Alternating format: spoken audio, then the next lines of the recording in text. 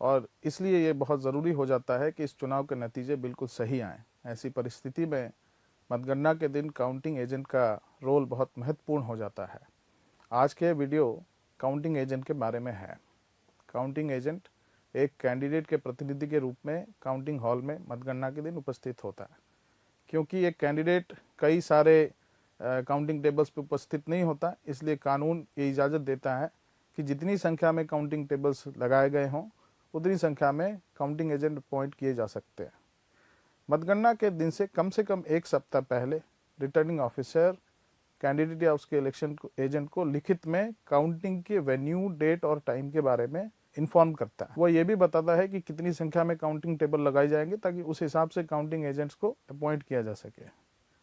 ऐसी परिस्थिति में जहां लोकसभा और विधानसभा के चुनाव एक साथ हुए हैं, तो उन असेंबली सेगमेंट्स के मतगणना भी एक साथ की जाती है। ऐसी परिस्थिति में असेंबली सेगमेंट और पार्लियामेंट के जो कैंडिडेट्स हैं वो अलग अलग अपने काउंटिंग एजेंट्स अपॉइंट कर सकते हैं।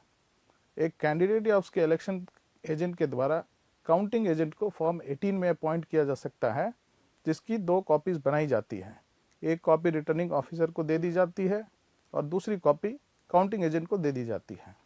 किन्हीं परिस्थितियों में अगर काउंटिंग एजेंट को बदलने की ज़रूरत है तो उनका रेवोकेशन फॉर्म 19 के द्वारा किया जाता है। कैंडिडेट्स को यह सलाह दी जाती है कि काउंटिंग एजेंट की लिस्ट उनकी फ़ोटो के साथ रिटर्निंग ऑफिसर को काउंटिंग डे से 3 दिन पहले शाम को 5 बजे तक रिटर्निंग ऑफिसर को अवश्य जमा कराएं। Returning officer in counting agents के लिए आइडेंटिटी कार्ड बनाने की व्यवस्था करते हैं। ऐसे काउंटिंग एजेंट के लिए किसी क्वालिफिकेशन की ज़रूरत नहीं है। कोई भी व्यक्ति जो 18 साल से ऊपर का है उसे काउंटिंग एजेंट अपॉइंट किया जा सकता है। लेकिन हम ये उम्मीद करते हैं कि जिस भी व्यक्ति को काउंटिंग एजेंट अपॉइंट किया जाएगा उसे चुनावी प्रक्रिया, ईवीएम, वीवीपैट की बेसिक जानकारी होनी चाहिए। ऐसे लोग जिन्हें किसी तरह की सुरक्षा प्राप्त है, जो मंत्री हैं, जो सरकारी कर्मचारी हैं, किसी पीएसयू में कार्यरत हैं या सरकार से किसी तरह का फाइनेंशियल एड ले रहे हैं, ऐसे लोग काउंटिंग एजेंट अपॉइंट नहीं किए जा सकते हैं।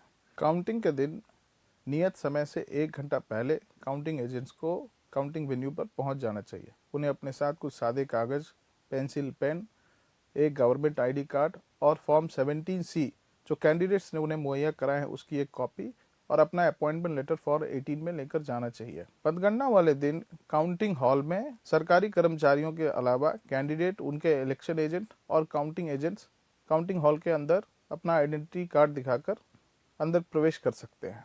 हर एक काउंटिंग एजेंट को रिटर्निंग ऑफिसर के द्वारा एक आइडेंटिफिकेशन बैज दिया जाता है, जिसमें ये इंगित किया जाता है कि वो किसका काउंटिंग एजेंट है और किस सीरियल नंबर की टेबल पर उसे बैठकर काउंटिंग देखना है। उसे अपनी जगह पर बैठकर काउंटिंग की प्रक्रिया को ठीक तरीके से देखना चाहिए और इधर उधर काउंटिंग हॉल में घूमना नहीं चाहिए। काउंटिंग एजेंट्स किसी भी तरह के इलेक्ट्रॉनिक आइटम जैसे मोबाइल फोन, आईपॉड, लैपटॉप अंदर लेकर नहीं जा सकते। काउंटिंग एजेंट्स जहां बैठते हैं और जहां काउंटिंग की प्रक्रिया चलती है उसके बीच एक वायर मेश होता है। उन्हें इस वायर मेश का सम्मान करना चाहिए और कभी भी जंप करने की कोशिश नहीं करनी चाहिए। मतगणना के दिन काउंटिंग एजेंट्स के 2 महत्वपूर्ण कार्य हैं। पहला, कंट्रोल यूनिट का नंबर जो फॉर्म 17C में चुनाव के दिन इंगित किया जाता है, वही कंट्रोल यूनिट का नंबर काउंटिंग के दौरान ईवीएम पर उपस्थित होना चाहिए और उसमें जो टोटल नंबर ऑफ वोट्स अंकित हैं ठीक तरीके से काउंटिंग सुपरवाइजर के द्वारा नोट की जाए, इस बात का ख्याल उसे रखना चाहिए। लोगों के द्वारा वोट 2 तरीके से दिया जाता है। एक जो आमतौर पर इलेक्ट्रॉनिक वोटिंग मशीन्स के द्वारा पोलिंग बूथ पर दिया जाता है और दूसरा पोस्टल बैलेट, तो एक फिजिकल पोस्टल बैलेट के द्वारा और एक इलेक्ट्रॉनिक पोस्टल बैलेट के द्वारा दिया जाता है। तो हम पहले इलेक्ट्रॉनिक वोटिंग मशीन के द्वारा दिए गए वोट्स के काउंटिंग की प्रक्रिया पर प्रकाश डालते हैं। काउंटिंग के वक्त केवल ईवीएम का कंट्रोल यूनिट और फॉर्म 17C को काउंटिंग टेबल पर लाया जाता है। सबसे पहले कंट्रोल यूनिट को खोला जाता है और उसके सील्स को देखा जाता है। उसके बाद यह संतुष्टि होने के बाद कि कंट्रोल यूनिट का नंबर वही है जो फॉर्म 17C में लिखा हुआ है और उसके साथ किसी तरह की छेड़छाड़ नहीं हुई है, उसके वोट्स को रिकॉर्ड करने की प्रक्रिया शुरू की जाती है। सबसे पहले काउंटिंग सुपरवाइजर कंट्रोल यूनिट में ऑन का बटन दबाएंगे और रिजल्ट बटन के ऊपर ग्रीन पेपर सील को दबाएंगे। ऐसा करते ही कंट्रोल यूनिट के डिस्प्ले पर रिजल्ट आना शुरू हो जाता है।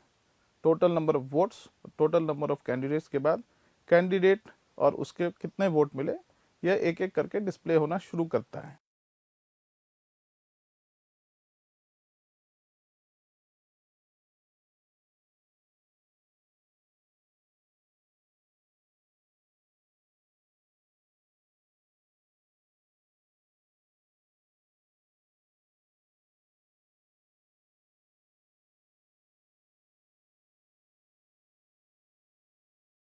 यह जानकारी काउंटिंग सुपरवाइजर को फॉर्म 17C के पार्ट 2 में बड़े ध्यान से अंकित करनी चाहिए और हमारे काउंटिंग एजेंट्स को भी इस जानकारी को ठीक तरीके से भरा गया है पार्ट 2 फॉर्म 17C में देखना चाहिए।